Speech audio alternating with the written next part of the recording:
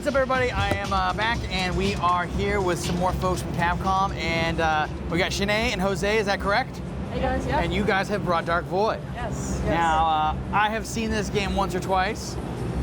Let's go ahead and jump back in it, because, like, guess what? I'm a big fan of jetpacks and dudes flying and robots and UFOs, and that's what you guys got. So please tell me, what are you guys showing new here at E3? Absolutely. So what we're showing off right now, this is actually a level that comes later in the game. Yeah. I'd say probably about, let's say halfway through, something like that. You see Jose, our lead designer over here, rocking the jetpack, taking out some of these enemies. Basically, the idea behind this level is you're coming in with a couple of transport ships, and you're actually going in to try and like storm a Watcher prison camp. Problem is, there's a bunch of AA guns that are circling around the area, so you need to take out the AA guns so your transport ships can come in and land, and you can go in and basically storm the castle. Now, I fell in love with the game the second that Jose showed me originally that it had a jetpack. I think, why is it that more people don't, I mean, I guess it's good for you that more people don't make games with jetpacks, because then there would be competition. No, but it's weird. It's like, why hasn't there been a game with a jetpack yet by now? And then you guys made it so you can wrestle UFOs out of the air at the same time, which is super awesome. Are you going to show us one of those, Jose? Yeah, I'll try to do a hijacking here. Right, if I can talk to you. I'm getting a blister on my thumb from all the chaos of E3 today, so the hard part is don't feel bad. No excuses. And I've died like 3 times hijacking a UFO today too, which is equally sad. So I'm gonna go for one. I'll pretend like I didn't say that. Lead designer. Okay, all right. So while you try to wrestle us a UFO, we should talk briefly for the folks that haven't seen this game before. Let's lead us up to what it's all about. What do we got going on? Yeah, absolutely. So main character's name is William Augustus Gray. He's basically kind of like your everyman, like a down-on-his-luck cargo pilot, winds up flying a mission across the Atlantic, takes a detour through the Bermuda Triangle, which is not usually a very good idea. So, as expected, Will crash lands in the Bermuda Triangle and winds up in this alternate alien universe we're calling the Void. So while he's within the Void, he runs into other survivors that are here. You see on the screen right here, this is actually one of the Watchers, one of the bad guys in our game. They look like robots. They're not actually. We call them exoskeletons, because there's actually like an organic thing within them, sort of like the enemy within the enemy. And then like correct me if I'm wrong, but I'm pretty sure I remember right. Like interdimensional beings, right? Interdimensional beings. Wait, I gotta ask Jose now that yes, sir. Have you seen Fringe? I haven't seen Fringe yet. That's the new J.J. Abrams, right? Yeah, totally. It just hit the season I'm a big finale. Lost nerd, so I'm the only reason I bring it up because there's interdimensional action in there. Oh, so there's got to be a tie-in. You were thinking of right along the right lines. Yeah, see that? Me and J.J. Abrams, we're like this. All right, going back to your game. Sorry. I'm shocked there's not enough rocket packs in the game, so we're gonna capitalize on that. That's ours now. Especially Rocket Ranger, Rocket Ranger. That was a great game. Yeah, totally. Where's our Rocketeer, our Boba Fett? Yeah. You know, there's even the Rocketeer. so many... You're right. Your Rocketeer, even for Super Nintendo, was pretty decent. That was actually pretty good. Or at least it looked pretty decent. Jetpacks are an amazing idea. I don't know why it's not out there, but you know what? It's out there now. I saw on the cover of Popular Mechanics like 2 months ago, dude with a jetpack. Yes. Did you see that? Yes. Oh, you did. It's in our office right now. You guys got it up on the wall? Yeah? Absolutely. All right. Absolutely. So again, going back to your game. Oh yeah. So while Will's in the Bermuda Triangle, in the Void, in the Dark Void, right? One of the people he runs into is Nicola Tesla, among the band of survivors. Oh, you died. It's okay. Cut the camera. Cut it down. Cut it down. So Nicola Tesla is one of the guys you run into. Nicola Tesla is the guy who makes your jetpack, your hover pack, all the guns, all the really cool gear that you play in the game. So yeah, then you go on to become a jetpack hero. Did you guys explain how Nikola Tesla gets there? Well, that's a good question. Ooh, that is a good question. Do I want to reveal that right now? Yeah. It was either the Bermuda Triangle, the Dragon's Triangle, or Mel's Hole. We're not sure, but somehow he ended up there. Secret right now. Yeah. How much longer are we keeping stuff secrets? Because we've been looking at you making this game for a while, Jose. Well, we're going to be out this fall, and if we gave away all the secrets, then what's the fun in playing, right? Yeah. Very true. Except for, I guess the fun in playing would be the rocket pack, the vertical cover, all that stuff. That's UFOs out apparently a lot of fun in playing this game. Where's the vertical? Where's the vertical gameplay? Let me get to it. I messed up. I was getting stressed out. Shanae was elbowing me. That's why I died. Yeah, it's all my it was fault. not me. It was Shanae, for the record. The publisher, that's what we do. We mess with stuff. It's all good. It's all good. You guys caught me. And that's the one thing you should mention, for people that don't know. You got all kinds of people working on this game. One man in particular that's part of your deal from the beginning, right? Yeah. Well, we've got all kinds of people. One of them specifically is Bear McCreary, who has done a lot of the music for us, and he did all of the music for the Battlestar Galactica television series. Crazy. So it's amazing. it is so amazing awesome stuff. Yeah, I mean, our super cinematics opened up. It was like they were good, and then that music came on and it brought life to everything. Absolutely. So here you're actually going to see the rocket pack and on foot all happen at once. So you can come in down here, land, and it's all one thing. We're making sure that it's not like, okay, this is our flight level, this is our on foot level. Absolutely. It's all one thing. At any point I can take off, ram into things, feel like an idiot on live, whatever this is. Here we go. Come back down. Okay. Go into it. Here we go. So if you come in here, Oh, sorry. I need to see. Where's he put the gun? he puts it in back. his Sleep on the back? back. All right, I see. Yeah, it's in his backpack thing. It's crazy alien technology. Oh, you yeah? know? It's all you, I got that's all you you. gotta have. Tesla's an amazing inventor. The things he can do, they shock us all on a daily basis. So he gets there, he meets Nicola Tesla, and then he's like, is he trying to get out, or is he? You know, initially, like, Will is like just trying to get out for himself. You know, it's like he's sort of like, I don't want to say a selfish character, but you know, he's definitely looking out for himself and his female compatriot. We actually kind of revealed today on the E3 floor. But as he kind of like, as he progressed through the game, you start to see, well, it's not all about him. He sees these other humans that are being subjugated. He sees the Watchers, finds out what their true plan is, and he decides, wait, I can't just leave these guys here. I've definitely got to help him out. There's like definitely an evolution of the character. Who was he before he ends up in this amazing? He's nobody. He's just some basically. dude. He's a dude. Yeah. He's a dude. Now, Chooses there's the right more thing. stuff behind it that I don't want to just like reveal There's some just lineage yet. stuff, There's- I think, right? There's some stuff. There's some Yeah. cool stuff back there. You know. Like father sons type stuff, I think, right? I'm not gonna comment. Well, see, I mean, here's the thing, right? Because we're using the Bermuda Triangle, we're using Nicola Tesla. These are all like real world things, right? And we're laying our own fiction on top of that stuff. So it really creates something that resonates with people, something that's really freaking awesome. Yeah, if no. I can say. I'm a huge fan. Like, seriously. Like, I'll be honest. Like, the first time you guys showed me this thing, and you guys had those are creep like robots that are thin like those robots, or I should say, what do you guys call them again?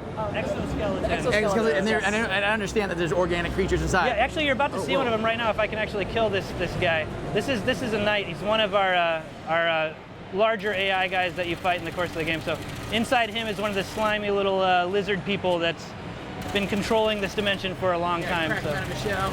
yeah, you got to crack him out of the shell. That's the hard part. Yeah. I mean, so you guys can see as like Jose's playing. You know, this isn't just There like he is. Whoa! oh, nice. He got blown up, dude. Really He got nice. away. Ah! Oh, there he goes. There he goes. So, that's what a Watcher looks like. They're Oh, jerks. man. They're ugly. They smell funny. The best way to deal with them is with a quick boot to the head. There That's you it? go. He's done? Take him out. Take him out. That's It's like a size 12 boot to your head right there. And then, oh, man, totally. And those are the watchers that are hanging out in this other dimension. Yeah, those, that's those are one of them right there. one of the forms. They actually come in a couple different evolutionary forms. Are they so- trying to bust in on our dimension?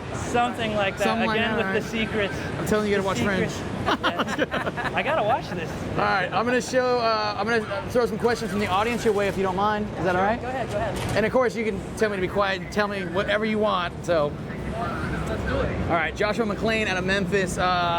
This is actually a question that came up quite a bit after we saw it, which was, what is the breakdown? Flying, running, moving, shooting, like. Yeah, I get this question a lot, you know, and it's not like I'm trying to dodge the question, but it's really actually kind of tough, like, you know, to break it down into like a set of numbers, you know. We give you the jetpack, we don't take it away from you once you get it. So like right And here, if Jose decided he if could he fly, wanted to, he could use a jetpack right now. let's do it. Look at that. There you go. Might not work out so well. Oh, yeah, there you go. See? I mean, you can use the jetpack at any point. We're giving players like a lot of different ways to kind of come at the situation, come at the battles, right?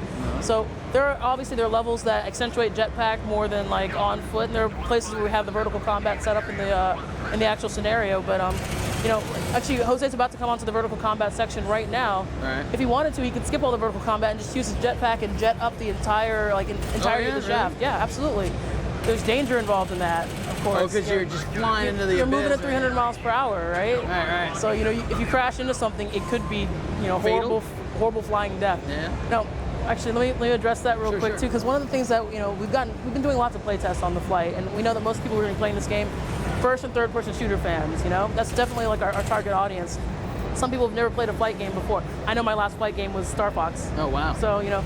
That's a good flight game out of all of them. That's one to be playing. Yeah, if that's a good last one to play. That's a great game. I'm not a flight game fan. Yeah, right? yeah. But that's what the beauty of this game is. We are trying to make flight accessible to people. This is not a flight game. It's an action adventure, like third-person shooter it's about a game about a guy with a jetpack.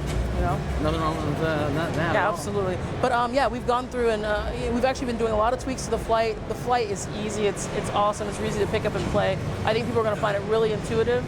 And we just don't want people to be afraid of hitting the Y button, you know? Sure.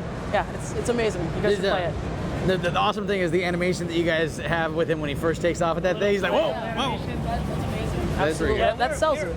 We were big on keeping him a real character too. You know, we didn't want to make a guy that was just like excessively buff and all the muscles and veins were making him live. And Yeah. So we wanted to make sure that he was realistic. So we gave him that nice little flail animation and just tried to give him a life as he goes through it. Do it like I forget, and correct me if I'm wrong. Maybe I just never heard. Did we actually hear him talk and stuff? Like, Oh yeah, absolutely. Will's a chatterbox. Chatterbox, right? Yeah. And like anybody, like any particular voice talent or anything you guys got? That We you're do have some particular- voice talent. I'm not sure we want to reveal it just Oh, yet no or anything like kidding. that. Wow. I'm not trying to imply that it's like famous people. We're not talking about like, you know. You're just telling me you're holding that information for people It's that Morgan are better Freeman. than me. No, No, I'm just kidding. Morgan Freeman is the voice of Will. Tell your don't- friends. that'd be pretty It's not awesome. true, it's not true. Whatever. I'm making the trailer Totally as soon true. as we get off the stage. Totally true. Sorry, it's the end of the day for the folks watching at home. Bruno Ali leads. Is it possible to pilot planes as well as saucers? I'm sorry. Pardon? The question coming in from Leeds, from a gentleman by the name of Bruno. He's asking, is it possible to fly some vehicles like saucers and jets and planes or anything like that? Yeah, well, you get the UFOs, which you can fly after you hijack those, and then in addition, the survivors actually have a vehicle that you'll get to have as well. And even on top of that, Tesla and those guys are building a giant airship, which is something that we showed early on in the first E3 demo that we talked about a lot. So that's something that takes off, and you can man AA guns, do all kinds of fancy stuff there as well. So that's the demo you're showing here at E3? That's one of. There's like a couple missions, but that's the one that we're showing right now. Yeah. I got like a couple minutes. You sure you don't want to fire something else up? I can try to fire something up. I can show you a little bit earlier in the game before you've actually upgraded all the way to the rocket pack. Actually, when you start, you only have a leather jacket and a gun, and then eventually, as you're playing, you upgrade to the rocket pack and stuff. So this is one early on. It's a jungle environment. I'm going to try to skip some of the cinematics and get to the goods if we have enough time, so we can keep talking and I'll try to jump to it. We've got. Oh yeah, okay. Tucker out of Brisbane, Australia. He wants to know. You know, a lot of games do cover systems. How long and hard do you guys think about what you have in there, and do you like it? I think that we've got like a really, really good cover system in here. And you know, I think it harkens back to like, you know, games like Gears of War, that sort of thing. If you played those sort of games, you're definitely going to be familiar with what Dark Void has to offer in the cover on-foot cover-based realm. The difference between our game and games like that is you still have a hover pack, right? So it's not like you're just like stuck to the ground and you're moving from cover piece to cover piece. You use your hover pack, you can take out enemies from the sky, you can come around, flank them. It's really awesome. There's a lot of different ways that people can come at a situation, and that's what I think the game is all about. I mean, we watch people going through and playing the game. I see all new different ways of taking on every single situation as people go through, and that's the way I want people to play this game. It's like the jetpack itself is pretty much like it's moving at 300 miles per hour. The on-foot gameplay is also moving at like 300 miles per hour too. Kettle E out of Norway asks a good question. Is there a fuel limit on the backpack? No, there's not. You don't want people to worry about having to do like resource management. There is a boost meter, but it regenerates really quick. Right on. That's about it. No limiting on the fun. I think that's a good policy. You can jetpack and give you a bunch of rules and be like, yeah, you can only be cool for this part of the game. Oh yeah, totally. It's just a cool thing, but you can't use it all the time. All right, let's see what else we got here. We got, oh yeah, Drake Memphis out of Edmonton. He wants to know weapons. Which ones, if you care to name some, your particular favorites might you want to start with? My particular favorite right now, I like the anti-gravity gun. I think there's something fun about that. You zap them and they go floating in the air and you blast them. That's why you're not supposed to talk. Well, I could say anti-gravity gun. Sinead's mad. She thinks I keep giving away the good stuff. We've got a bunch of different guns. Tesla guns. All of the guns are upgradable, so over the course of the game, you'll be getting tech points, and you'll be able to apply those to your guns and your rocket pack and your helmet and all that stuff. Think about it this way: like Nicola Tesla is the guy who's making all your gear. You got you're working with alien technology. You got a lot of really cool stuff in this game. That's true. But we're almost pretty much done here. One last question. Benny Buns out of Sweden wants to know. They notice the flailing arms too when you take off. As you get toward later in the game, does he become more confident? Does he lose that, or is that always with him? He's always got the flail animation, but he definitely gets more confident. I think you can tell in his voice and the way you play, you just feel it. You just feel so much more confident. I wouldn't say that like the flailing arm means Will's not confident. It means that he's got 2 rockets strapped to his back that he just activated, and it's like, oh my god. No real choice, man. Exactly. Oh my god. Exactly. If you ever use the rocket pack, that's what you do every time. Everybody knows that. You jet back and forth to work, right? I believe it. Yeah. All right, you guys, we've had a lot of fun. Thank you so much for coming by. Awesome. Any particulars that we definitely got to get out of the way, like Dark Void is coming out for? PS3, 360, and PC. Fantastic. And it's coming out when? This fall. This fall. Yes. Fantastic. I think we covered everything. Oh, There, just to cover our bases, I'm pretty sure I know the answer to this, especially as I look over at the screen.